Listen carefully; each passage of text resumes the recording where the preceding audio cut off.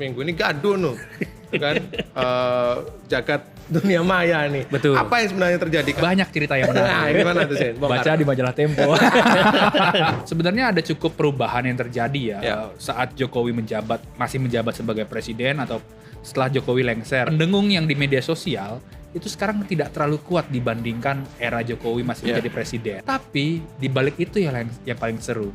Kemana pendukung Jokowi yang lama ini gitu. Ya, selama ini membela. Oke. Nah, yang menarik kan dari temuan Don Emprit nih, sekuat-kuatnya relawan itu menarasikan atau counter narasi terhadap OSIS ARPI ya, temuan OSIS ARPI, tapi di media sosial tetap kalah ya. Betul. Menurut kalah itu dalam arti gimana tuh? Justru jadi perangnya itu kalah oleh yang pro OSIS ARPI.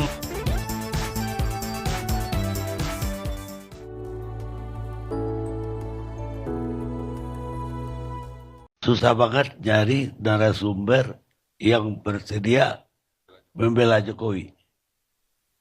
Jadi semuanya pasif. Saya membela Jokowi nih Bang. Iya itu membela. Membela. Jadi harus cari partai politik Bang. DPA itu nggak cukup. Dia nggak punya instrumen kekuasaan untuk pasang badan. Kalau ada serangan-serangan agresif. Tapi kalau menteri senior cukup dong. Itu belum ada nomenklaturnya Bang. Kayak Lee Kuan Yew di Amerika. Di Singapura. Belum ada nomenklaturnya di Indonesia. Nah, cuman kan kalau saya melihat, Prabowo ini kan ningrat politik, Bang. Jadi pernyataan SBY beberapa waktu yang lalu ini kan warning, bahwa ke depan jangan lagi ada matahari kembar. Ini kan ada satu sinyalmen, setelah tanggal 20 Oktober, jangan lagi ada orang yang mencoba untuk menjadi matahari di negara ini, dengan cara apapun, kecuali Prabowo Subianto. Karena secara elektif official, hanya Prabowo lah yang layak disebut sebagai matahari, sebagai presiden terpilih Republik Indonesia. Menyambung soal bela Jokowi tadi Bang. Konon akan ada apel siaga pasukan berani mati pembela Jokowi. Katanya mau akan apel siaga 20.000 orang di sekitar Tugu Proklamasi. Pertanyaan saya, ini pasukan berani mati pembela Jokowi, apanya yang dibela ya? Apakah Pak Jokowi terancam keselamatannya, jabatannya?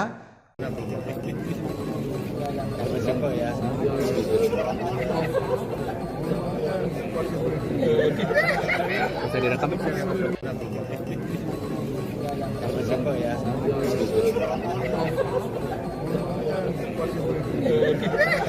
Bisa direkam ya?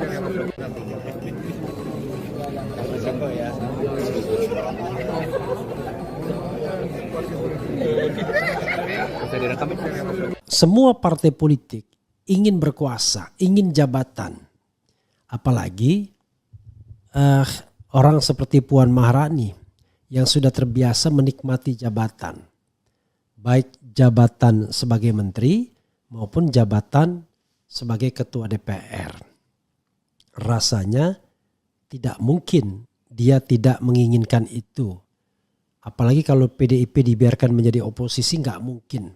Karena dia partai yang terbesar, ketua DPR-nya Puan Maharani, loh kok oposisi? Jadi sulit jadinya, apalagi dia satu-satunya oposisi. Maka yang akan diupayakan Prabowo adalah tidak ada satupun partai yang beroposisi terhadap dirinya.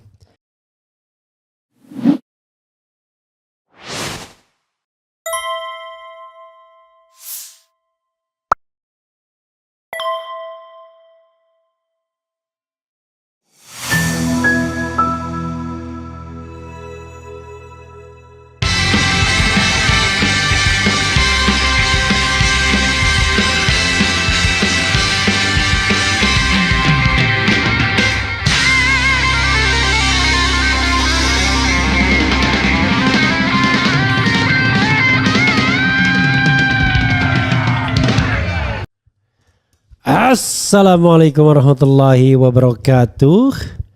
Sobat RH sekalian, jumpa lagi kita di channel yang keren ini. Keren cadas. Ya, sobat RH sekalian, ini menjadi satu catatan yang menarik untuk kita bahas lebih lanjut, yaitu kemungkinan bahwa Prabowo dan Megawati akan bersatu. Bertemu dulu sebelumnya. Itu artinya PDIP akan ikut dalam barisan di istana yang baru ini. Maka Gibran Raka Buming Raka sebagai bagian dari dinasti Mulyono yang nempel di istana akan dilepaskan.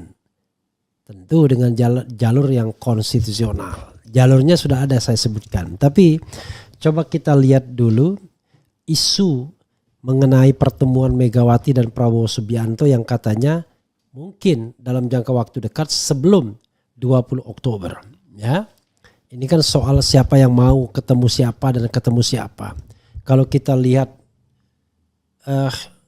yang beredar ya kementerian kelihatannya ada bau-bau jatah bagi PDIP ya. Oke. Jakarta TV1news.com Ketua DPP PDIP. Oke. PDIP bocorkan jadwal pertemuan Megawati dan Prabowo ya. Nanti kita juga bicara mengenai kemungkinan Puan menjadi wakil presiden ya. Ketua DPP PDIP Said Abdullah mengungkapkan jadwal pertemuan Ketua Umum PDIP Megawati Soekarno Putri dengan Ketua Umum Partai Gerindra Prabowo Subianto. Nanti dikasih thumbnail soal Megawati Puan Wapres ya. Dia menyebut pertemuan Megawati dan Prabowo berpeluang terjadi sebelum pelantikan presiden dan wakil presiden 2024 pada 20 Oktober 2024 ya. Pertemuan Ibu Ketua Umum dengan Bapak Prabowo presiden terpilih ini hanyalah menunggu momentum hari-hari, kata Said di gedung DPR Jakarta Pusat. Dan insya Allah sebelum pelantikan Ibu Megawati akan bertemu dengan Bapak Prabowo, sambungnya. Diberitakan sebelumnya Ketua Harian DPP Partai Gerindra Sufmi Dasko Ahmad menyebut tanggal pertemuan Prabowo dengan Megawati belum diputuskan.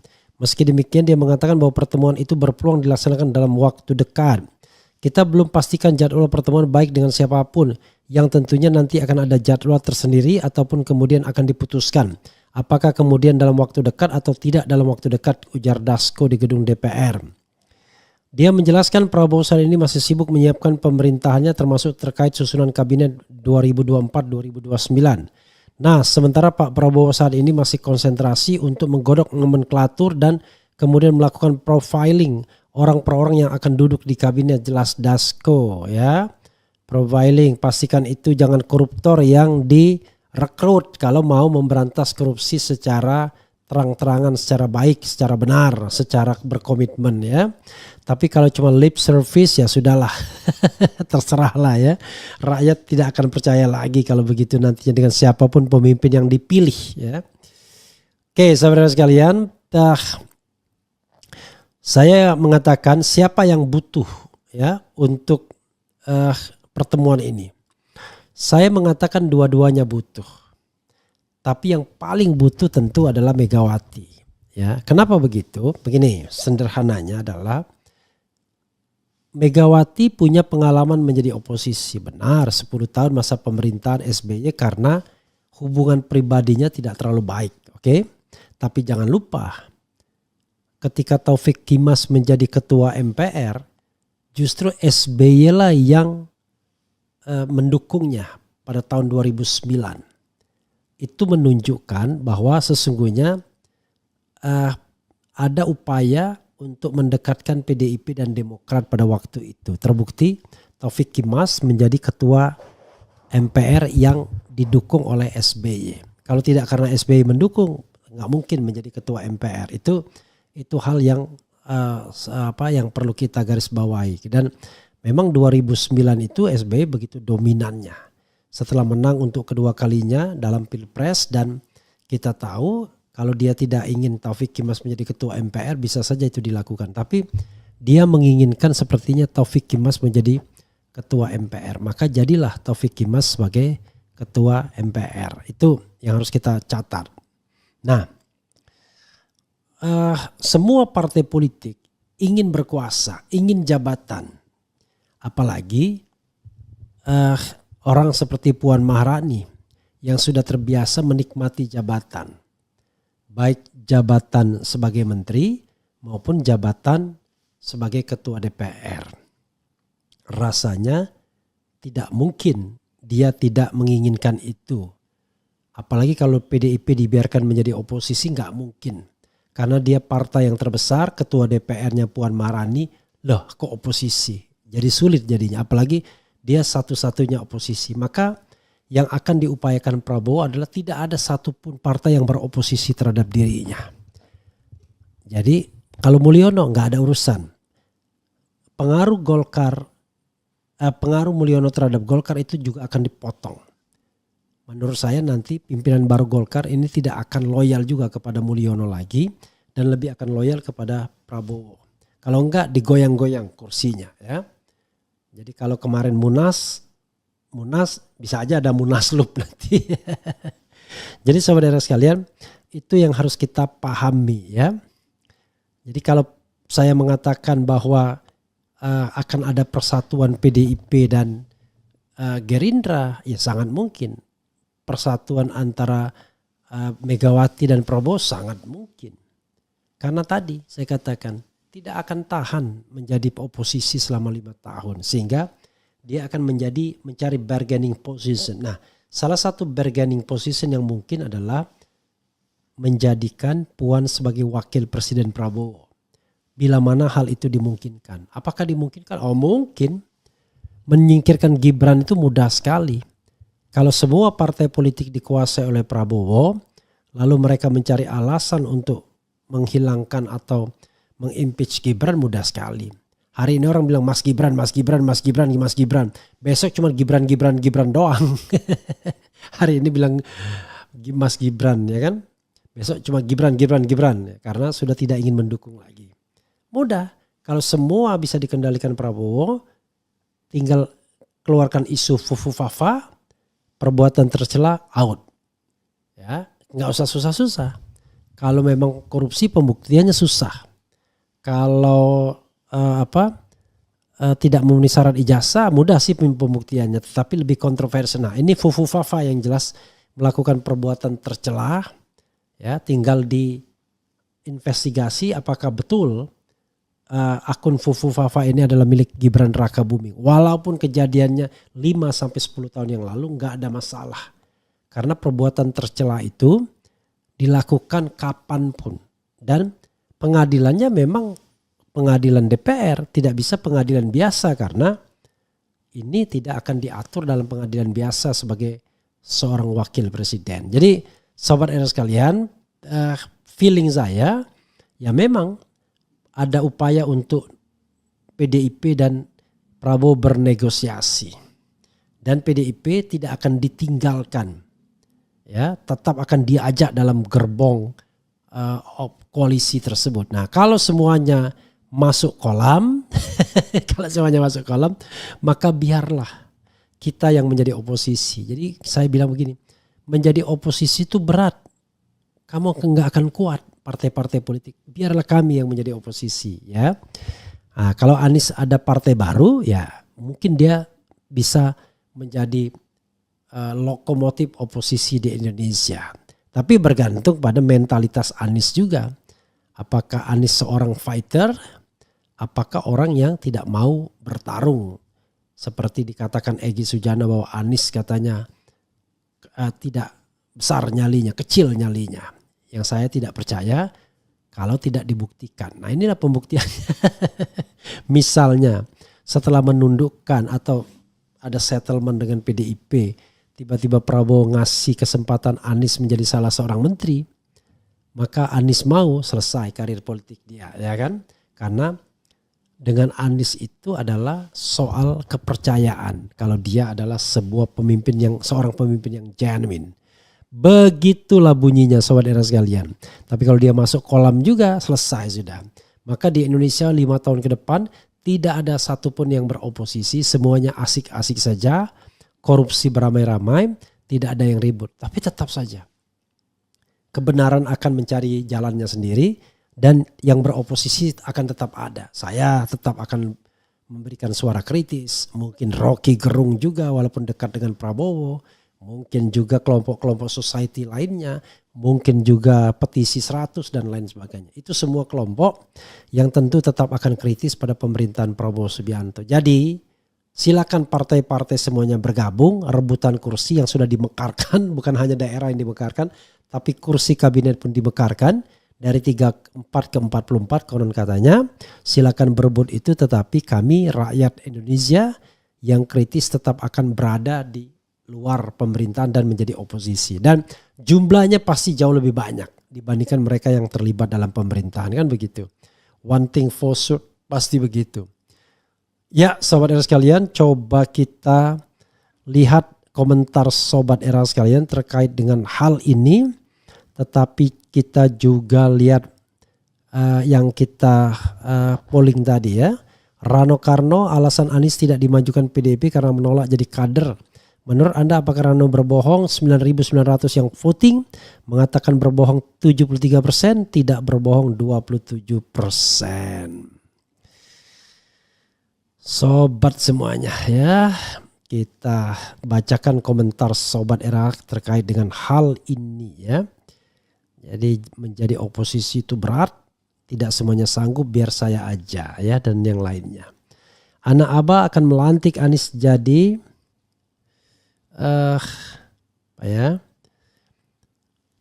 Puan jagonya mematikan mic, pakai kuning Bang Refli ya. Ini kuning, ini pro Anies ya waktu itu ya. Go Anies ya. Dari cara Gibran mengolok-olok Pak Mahfud di debat Cawapres, saya tambah yakin kalau Fufu Fafa itu Bin Mulyono karena sama-sama nggak punya etika. Menurut saya baik Mulyono, Prabowo dan Mega adalah sama-sama penjahat. RH harus ingat, jika PDIP berkuasa lagi maka mereka akan zalim, mereka akan persekusi RG dan RH, dilempari botol, dilaporkan polisi. Ya saya tidak akan lupa ya. Jadi begini Sobat Era sekalian, banyak orang yang beroposisi itu tidak genuine. Beroposisi itu karena tidak ada oposisi. Makanya beroposisi ya. Tapi saya akan tagih ya beberapa pendukung PDIP seperti Petrus Celestinus ya. Ketika PDIP berkuasa dia melaporkan saya, Rocky Gerung dan lain sebagainya. Tetapi sekarang dia menjadi balik lagi ke tim pembela demokrasi Indonesia. Apakah itu genuine ataukah karena PDIP dipinggirkan? Kalau PDIP kemudian masuk pemerintahan lagi dan dia menjadi centeng penguasa lagi, itu berarti tidak genuine ya agenda demokrasinya. Ya begitu kawan. Nanti saya ketemu lagi beliau, saya akan sentil-sentil sedikit lagi ya. Juga Mas Eros tentunya ya. Kalau misalnya PDIP masuk menjadi bagian dari pemerintahan dan kemudian berbuat zalim, bagaimana sikap seorang Eros Jarot misalnya. Bang RH, apa pandangan abang tentang ceramah HRS kemarin? Tentu kita beda perspektif ya. Perspektif HRS selalu soal persatuan umat Islam. Perspektif saya, perspektif good governance, clean government. Jadi kalau saya agak berbeda sedikit, walaupun sebenarnya Islam dan clean government itu tidak boleh dipisahkan. Jangan dipisah-pisah. Karena kalau dipisah, maka kita akan membenarkan hal yang keliru sekalipun demi jargon-jargon seperti itu ya. Menurut saya dukungan PKS terhadap menantu Mulyono nggak bisa dibenarkan. Masuknya PKS dalam kolam ya istana dengan cara yang tidak sehat tidak bisa dibenarkan dari sisi good governance, clean government dan demokrasi. Tapi kalau hitung-hitungannya soal Islam tidak Islam ya, kelompok A dan kelompok B saya kurang menghitung seperti itu karena mungkin ya beda lah level saya kan. Level saya tidak sampai begitu mikirnya. Level saya hanya bicara tentang good governance, clean government. Itu saja ya. Oke saudara sekalian. Mata makin sakit ya. Makin ngantuk. Bukan makin ngantuk, makin sakit ya. Jadi saya tidak bisa berlama-lama. Itu saja ingin saya share ya. Terima kasih lagi kepada Maria Bur yang sudah memberikan topi ini kepada saya ya. Dan makin banyak saya punya topi pemberian teman-teman, pemberian Sobat RH sekalian ya. Kebetulan saya suka pakai topi ya biar kelihatan lebih muda sedikit. Kemudian Mulyono lengser ke gorong-gorong. Kenapa mereka memiliki Gibran? Dan satu lagi, Prabowo tidak memiliki kepentingan lagi terhadap Mulyono dan Gibran. Selesai. Episodenya adalah episode ketika membutuhkan suaranya saja. Kalau suaranya sudah didapat ya selesai. Sementara untuk terus-menerus nempel di kekuasaan, tentu Prabowo akan berpikir apakah ada manfaatnya atau tidak keluarga Mulyono ini, kan begitu. Oke, kita Bang Refli, Salfok bajunya jadi keinget golongan kaya bukan golongan karya ya. Keliru, ini baju ya. Ini baju Go Anies. Go Anies itu adalah sempalan Golkar yang mendukung Anies kemarin. Jadi warnanya kuning ya. Kemudian PKS kawal Prabowo masuk KIB. Lagi ya. Rezim Mulyono yang melahirkan PDI. Kemudian apa lagi? Sesekali Indonesia punya wakil kaum Hawa. Pasti keren. Ya silakan saja ya. Tetapi intinya adalah kita membutuhkan tetap oposisi. Artinya gini saudara sekalian, problem pemerintahan kita ini, problem pemilu kita ini bukan hanya di Mulyono dan Gibran. Di Prabowo juga. Karena Prabowo mau menggunakan segala cara untuk memenangkan pertarungan. Agar dia menjadi penguasa. Sudah didapatkan. Kita doakan mudah-mudahan dia amanah. Tapi kalau tidak amanah ya apa boleh buat. Tetapi intinya walaupun orangnya dianggap nasionalis kah, amanah kah, dan lain sebagainya, tetap saja kita perlu kontrol. Saya kasih contoh satu ilustrasi ya. Saya baru saja mendengarkan sebuah pernyataan tidak langsung dari seorang menteri Jokowi yang mengatakan negeri ini rusak serusak-rusaknya. Tapi kalau kita nggak ikut main, ya nanti mereka yang akan main. Coba bayangkan. Jadi mereka itu berpikir kalau kita tidak korup, orang lain yang korup. Kalau kita tidak ambil, orang lain yang ambil. Kalau kita tidak garuk, orang lain yang akan garuk. Mental seperti itulah yang ada. Dan orang-orang seperti itu punya indikasi kuat akan direkrut pada pemerintahan Presiden Prabowo. Jadi sama aja. Omon-omon juga memberantas korupsi. Ya, yang ada adalah percakapan memberantas korupsi ke Antartika itu bullshit jadinya. Kenapa? Karena kalau mau memberantas korupsi, ada tuh orang-orang di sekitar kekuasaan yang ketawa-ketawa mendengarkan pidato tentang pemberantasan korupsi itu. Banyak ya, ada kakaknya yang main, adiknya jadi menteri, kemudian si menterinya sendiri main, ada yang punya 11 kasus dan lain sebagainya. Nah, ada yang masalah kehutanan, ada masalah minyak goreng, ada masalah impor apa gitu, dan lain sebagainya dan lain sebagainya. Nah, kalau kemudian mereka masih terpakai karena mereka berjasa dalam pemenangan Prabowo Gibran, alamat tidak ada pemberantasan korupsi. Udahlah, ya from the beginning kita sudah tahu tidak ada harapan bagi pemerintahan ini. Tapi kalau Prabowo langsung tegas, jelas garis demarkasinya, ya saya mau minta bantu rakyat, bukan elit. Saya mau berantas korupsi, cukup kalian korupsi. Oke, kita lupakan korupsinya. Misalnya dia mau ngasih amnesti. Tapi next on ke depan tidak boleh lagi. Karena itu saya apkir. Saya tahu Anda korup. Kan begitu mestinya. Saya mau ngangkat pembantu-pembantu saya yang tidak korupsi. Kau korupsi, biar kau jadi ketua umum partai saja. Tapi saya meragukan hal seperti itu akan diambil kebijakannya oleh Prabowo Subianto.